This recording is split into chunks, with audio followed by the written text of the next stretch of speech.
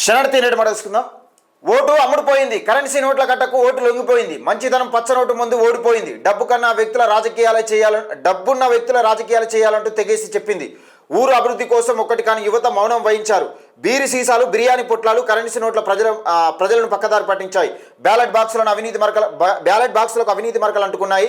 అభివృద్ధి నోచుకొని ఊరు గ్రామ పంచాయతీ జనం ముఖాలపై కాండ్రించి ఉమ్ముతుంది.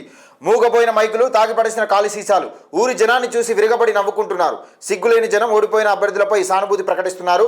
10 రోజులు రాజకీయ ప్రత్యర్థులుగా తిరిగిన నాయకులు ఒక్కటైపోయారు. సర్పంచ్ అభ్యర్థుల కోసం అంగీలు చింపుకున్న కార్యకర్తలు ఇప్పుడు బద్ధ శత్రువులుగా మిగిలిపోయారంటూ నిజంగా స్థానిక ఎన్నికల ఒక గుణపాఠం, చాలామందికి ఒక గుణపాఠం. ఎందుకు చెప్తున్న ఈ మాట అంటే, డెవలప్మెంట్ గురించి ఆలోచించని వాళ్ళను అభ్యర్థులుగా పెట్టి, అసలు ఏం తెలియని వాళ్ళ అభ్యర్థులను పెట్టి బలి పశువులను చేశారు చాలామందిని.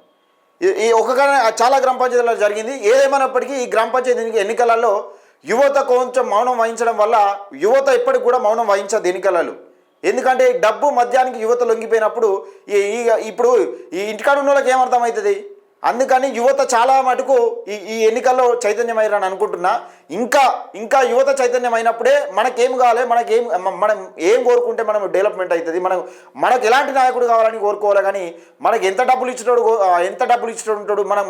మనం ఎంత డబ్బులు ఇచ్చినోడు ఉన్నప్పుడు డబ్బులను చూసి ఓట్లు వేస్తామన్నప్పుడు మనం అంగట్లో గొర్రెల టైప్ అయిపోతాం. కానీ అంగట్లో గొర్రెకి ఈ 10 కిలోలు ఉందా గొర్రె, ఈ గొర్రె గిట్నే అయిపోతుంది. డబ్బులున్నోడే ఫ్యూచర్లో రాజకీయం చేస్తాడు.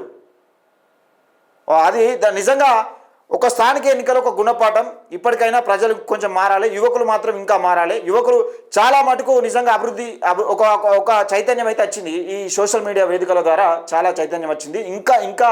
ఇంకా కొంచెం మెరుగుపడాలి. ఇంకా మెరుగుపడి మన ఇంట్లో వాళ్ళకు ఏం జరుగుతుంది, ఎట్లా వస్తుంది, ఏం కథ అన్నది ప్రతి ఒక్క విషయాన్ని తెలిపే ప్రయత్నం చేయాలి.